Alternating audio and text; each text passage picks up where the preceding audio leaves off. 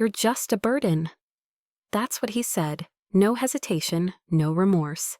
Just those 4 words tossed out like a piece of garbage on the dinner table between us. He didn't even look up from his phone. I stood there holding our toddler's empty plate, still warm from the macaroni he barely touched. The kitchen smelled like leftovers and exhaustion.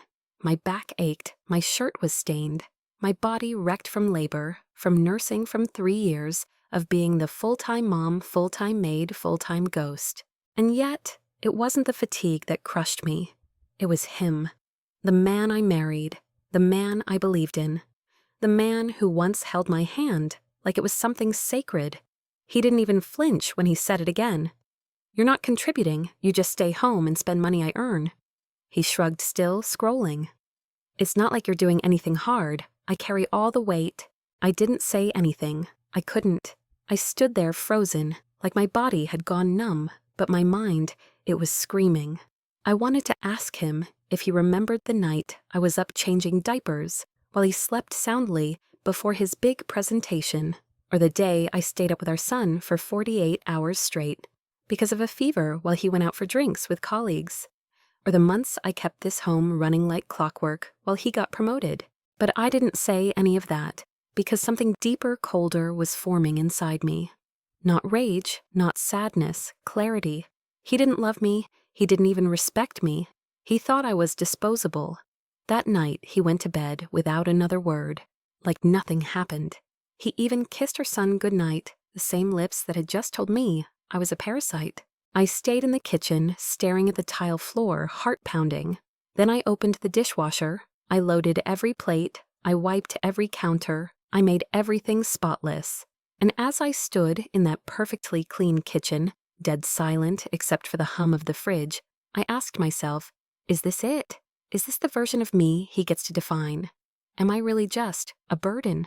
But even as the thought passed through me, something inside fought back. Not with words, not with tears, with memory. Because before I was a mother, before I was his wife, I was someone else. I had a degree in finance. I graduated top 5%. I was the girl who loved numbers more than people. I had offers from firms in New York and London.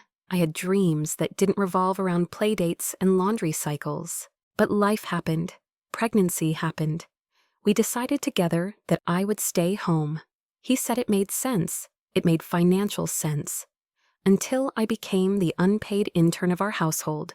Until he forgot I ever had a brain, a voice, a spine. Until he looked at me and saw nothing. I sat on the couch in the dark, opened my laptop, and stared at the screen. Google stared back. I typed finance certifications remote, then investment strategy course, then business analytics online. It all came flooding back like muscle memory. I clicked, I read, I compared.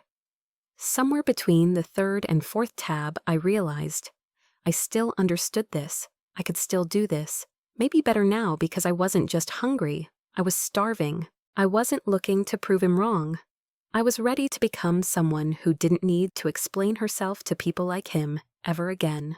I picked a program, Harvard Online, 4 months, advanced financial modeling. I entered my name, my real name, not mom, not wifey, credit card, submit, ding, enrollment confirmed. That night I didn't cry, I didn't vent, I didn't scream into a pillow or call my best friend. I got quiet, focused, deadly. He called me a burden. I was about to become the most expensive mistake he ever made.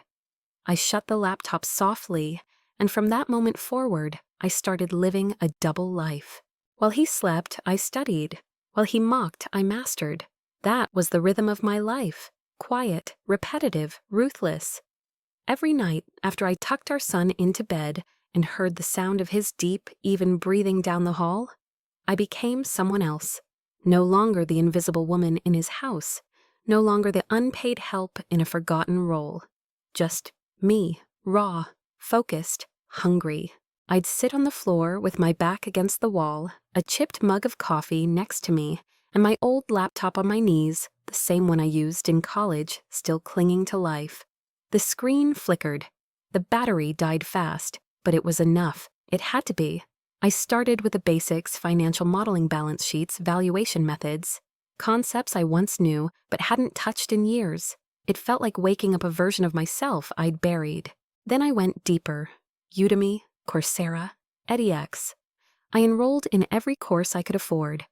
And when I couldn't, I found free trials, open modules, secondhand ebooks. I joined webinars on Zoom, sometimes under a fake name just to get in. I joined Slack channels and Discord groups where no one knew who I really was. They assumed I was a finance bro prepping for VC interviews. They had no idea I was a stay-at-home mom, sitting cross-legged on a nursery floor with spit up on my shirt and a baby monitor by my side. But I didn't care. Because I was learning, every new concept was a brick, another part of me being rebuilt. I tracked my hours like a job, color-coded notes, practiced case studies, simulated portfolios using random startups from Crunchbase. It didn't matter that no one saw. What mattered was that I saw me again. By day, nothing changed. I was still the wife who cooked, the mother who packed lunches and wiped crayon off the walls. Still invisible, and somehow he grew colder.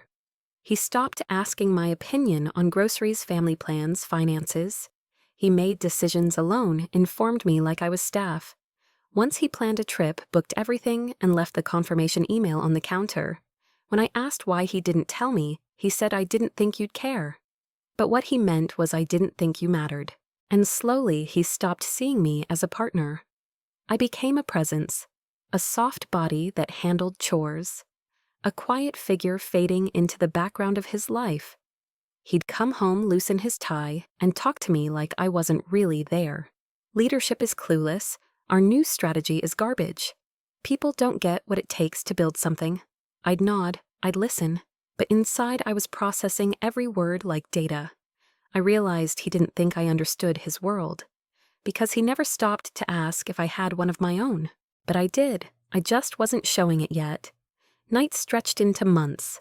Months became years. And during that time, I changed. Not into someone new, but into someone I used to be. Sharper, more focused, more deliberate.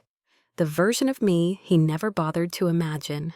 No one clapped when I passed another exam.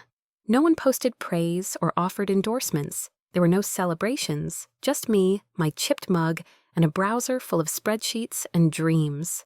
But with every night spent learning every lesson, mastered, something inside me hardened. Quietly, like steel forged under pressure. He thought I was wasting away behind those walls. He didn't know it, but I was quietly becoming someone he'd one day answer to. At some point, he stopped pretending to love me. It didn't happen overnight. There was no dramatic shift, no fight that broke the illusion. It was a slow erosion, the kind you only notice when there's nothing left to hold on to.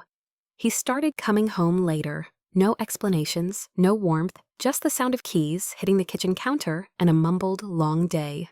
He stopped asking about my day, stopped noticing when I looked tired or when I didn't speak for hours, stopped reaching for me in bed like I wasn't there. Some nights I'd lie next to him and count the seconds between his breaths, wondering if he even remembered I was human. He didn't yell, he didn't criticize, he just withdrew, little by little. Until the space between us felt like an entire ocean. His friends didn't help. They'd come over on weekends, loud, smug, all talking over one another. I became invisible in my own kitchen. I still remember one of them laughing, beer in hand. "Wait, your wife stays home, man. You're lucky. Mine actually wants to work again." Another chimed in, "Full-time homemaker?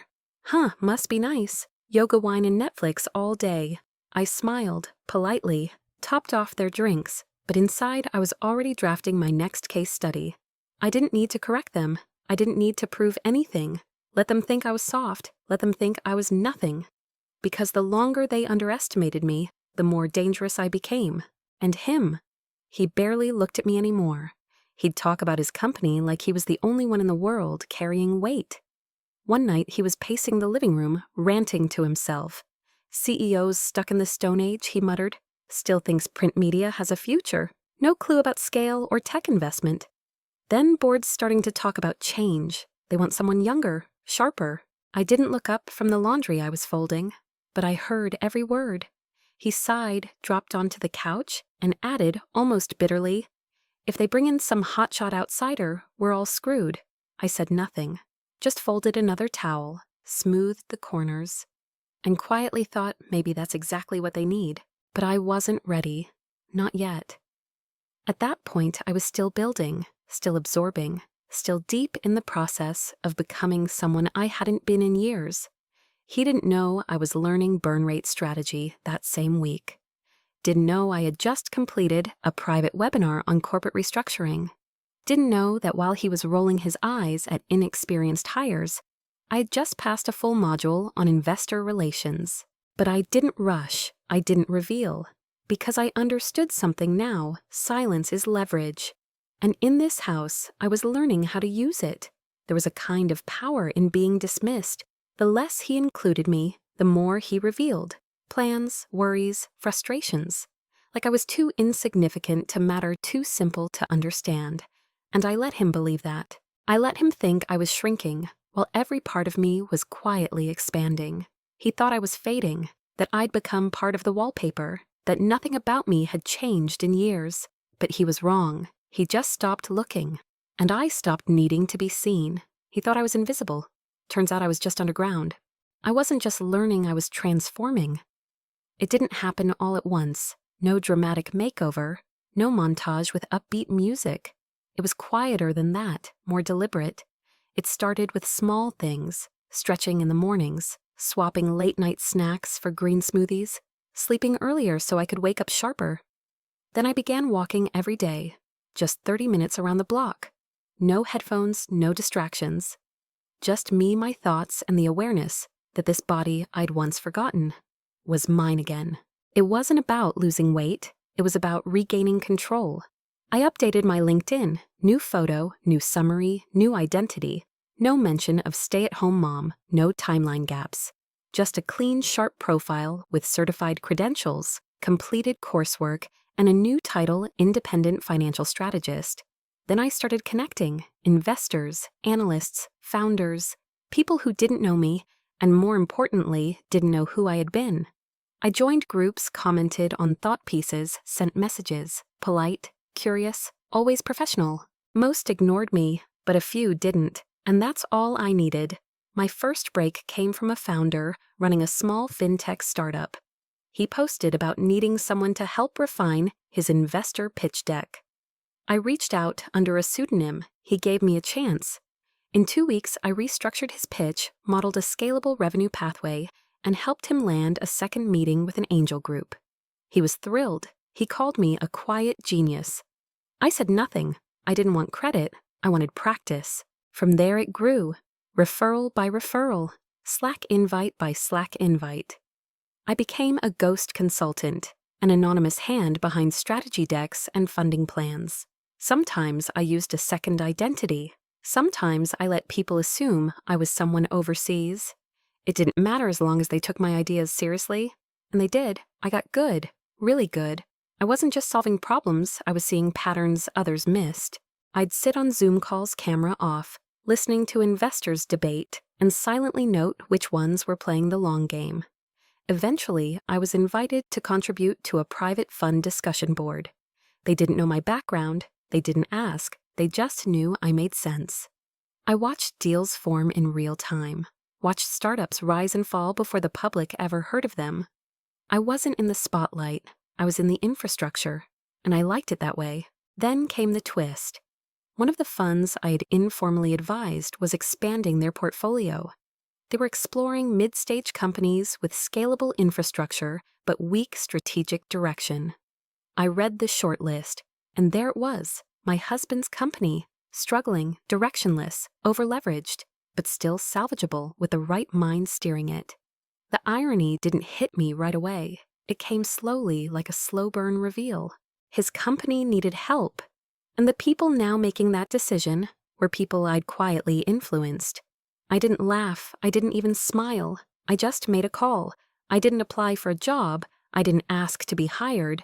I offered capital, strategic insight, stakeholder alignment. Through the fund I was now aligned with, I submitted a position paper, clean, surgical, visionary. A week later, we submitted an offer equity injection board access, long-term roadmap under one condition, Our team places a strategic advisor of our choosing on the board. And they agreed. That afternoon, I sat at my desk, a proper one in my own co-working space downtown. Not a kitchen chair, not the floor of a nursery. I stared at the signed email, board confirmed, terms accepted. And for the first time in my life, I realized something. I wasn't just in the room. I was calling the shots. The company needed a new CEO. I didn't apply. I was offered. It started in a boardroom. Neutral lighting, long table, glass walls. No one looked twice when I walked in. They didn't recognize me. Not that I expected them to. I didn't look like a housewife. I didn't look like a ghost. I looked like what I had become: precise, unshaken, prepared. The board had reviewed 3 potential candidates. 2 came from outside firms. The third, the quiet contributor, behind 3 recent strategic wins, had no public face but impeccable numbers. That was me. My background had been anonymized through the advisory group I worked with. They didn't know I had no formal job title for years. They only knew the facts. I'd helped restructure 2 fintech startups. I'd led modeling on a strategic turnaround plan. I'd anticipated their own burn rate issues 6 months ago. And I didn't pitch myself. I let the data speak. They offered me the role with minimal debate. Not because I asked, because I had already earned it. And then came the question no one thought to ask until it was too late. Has she ever worked here before? He had no idea. The man I married, the one who mocked my silence, who called me a burden, who stopped seeing me as anything at all. He didn't know that his company was being restructured from the inside. Didn't know the voice behind the board proposal he resented was mine. The announcement was scheduled for a Friday morning. All hands meeting, full staff attendance. The energy in the room was tense. Everyone had heard the rumors. The CEO was stepping down. Someone new was coming in, an outsider, they said. Someone from the investment side. I stood backstage, listening to the murmur of voices, and then I heard his laugh. Casual, cocky, familiar. He was standing near the back, chatting with his team. Hope it's not another one of those corporate consultants.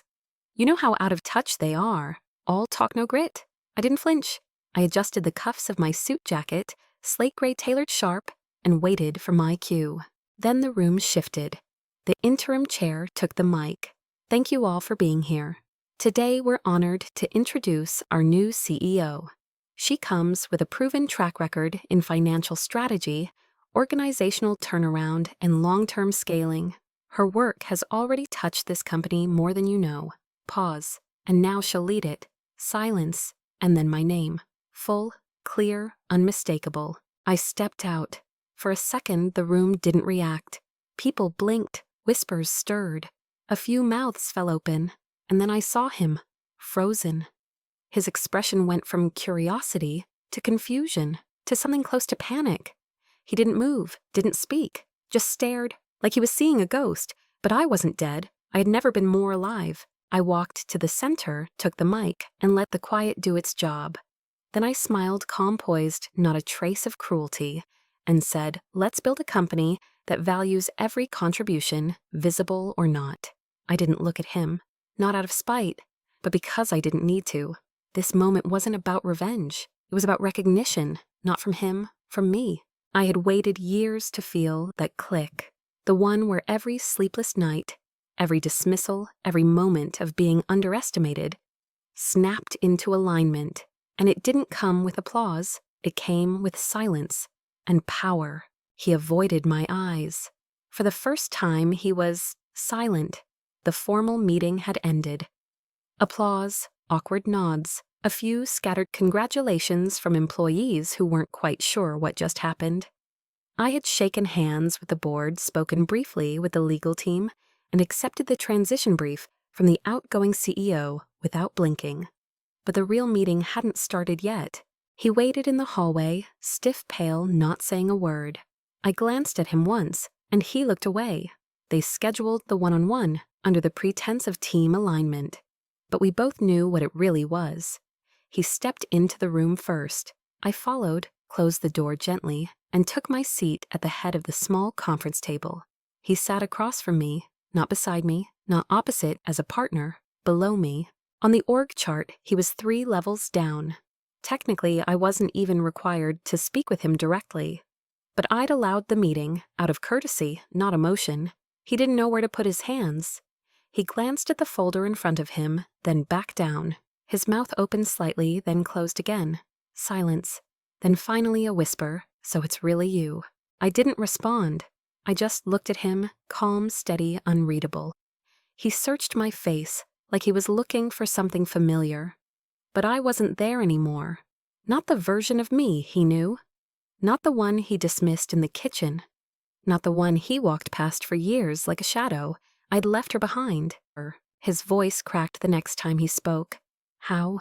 When did you even start learning all this?" I folded my hands. "From the moment you said I was a burden." He flinched, just slightly, but I saw it. It was the only moment in the entire meeting where I felt something close to pity. Not for him as a man, but for how small he suddenly seemed. Not because of me, but because he finally saw me clearly and realized how long he hadn't.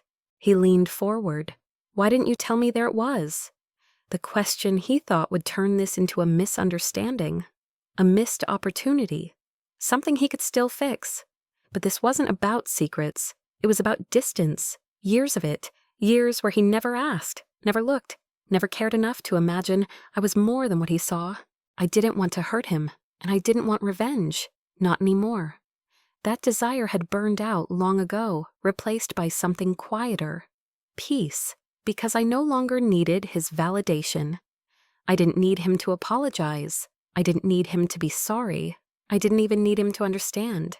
I was no longer asking to be seen. I had become someone who didn't wait to be recognized. The rest of the meeting was professional.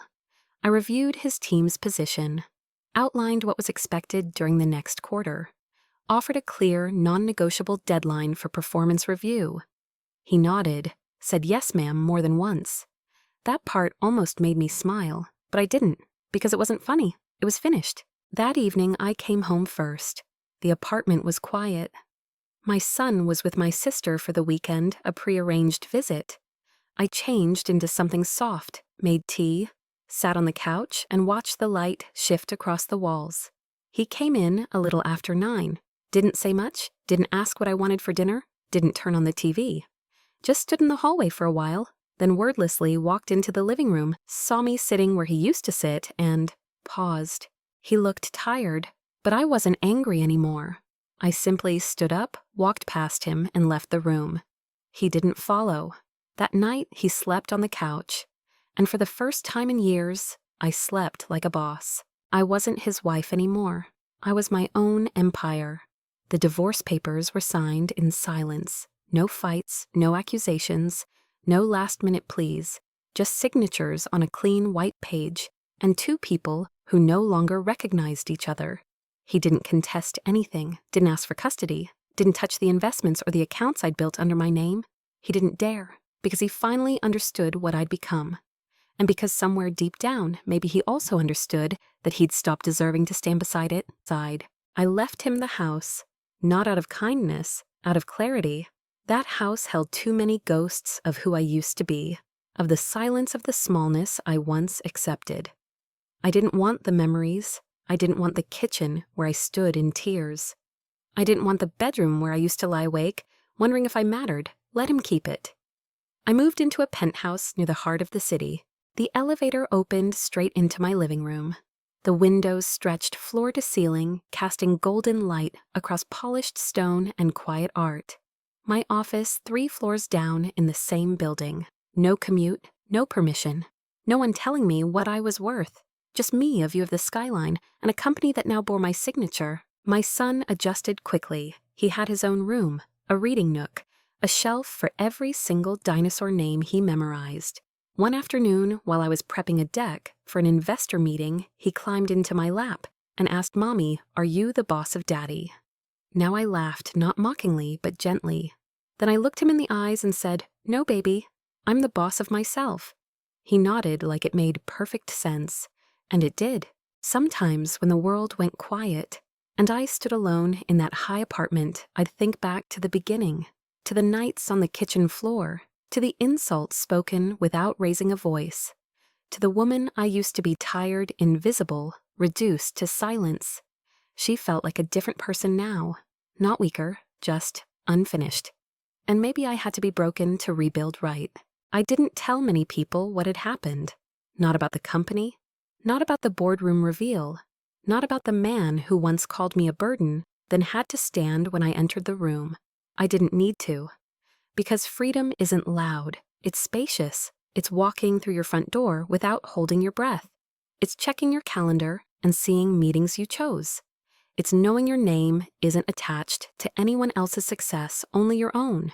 But I didn't forget. I remembered every woman I met in anonymous chat groups, every late-night forum post from a mother asking, "Am I wasting my life staying home?" Every whispered message from someone wondering if it was too late to start over. So I did something quietly. Without fanfare, I funded 5 scholarships for single moms, women who couldn't afford certification programs or had left work to raise children and were now being told they were outdated. No names, no credits, just tuition, resources, mentorship. A push toward the door no one had opened for me. No one clapped. No one posted about it. But I watched as the first recipient messaged me anonymously that she had just gotten her first remote offer in finance. She didn't know who I was, but I knew exactly who she was. Freedom isn't about walking away. It's about walking towards something real, something yours. I wasn't his wife anymore. I was my own empire. I didn't scream. I didn't beg. I didn't even fight. I just became. Becoming isn't loud. It doesn't come with applause. There's no trophy, no final scene. It happens when no one's watching, when you've already been broken and put yourself back together differently, not harder, not colder, just more whole. I used to think power was about rising, titles, offices, respect. But now I know real power is deciding who you are when no one believes in you. It's staying the course when there's no one left to impress. It's building when no one's clapping. It's still showing up even when the world has already left you behind. The comeback wasn't when I became CEO, or when he looked up at me in shock, or when the papers were signed. The comeback was the moment I stopped waiting for anyone to choose me and started choosing myself fully, relentlessly, unapologetically. For a long time, I thought I needed to be seen to matter. Now I know I mattered when I was invisible too. I was already enough in those quiet moments, sitting on the floor with a laptop and a dream I couldn't say out loud. This isn't a story about revenge. It's not even about justice. It's about reclamation, about taking back the pieces of yourself you gave away quietly, one by one, until nothing of you felt yours, and then rebuilding. So no, I didn't scream. I didn't fight back in public. I didn't announce my worth to the world. I just became undeniable. If you're watching this, hoping someone will finally see you, I won't tell you to shout louder. I'll tell you this. The world isn't always kind to quiet women, but the ones who build in silence, they end up owning the rooms they were once left out of. They called me a burden. Now I sign their paychecks.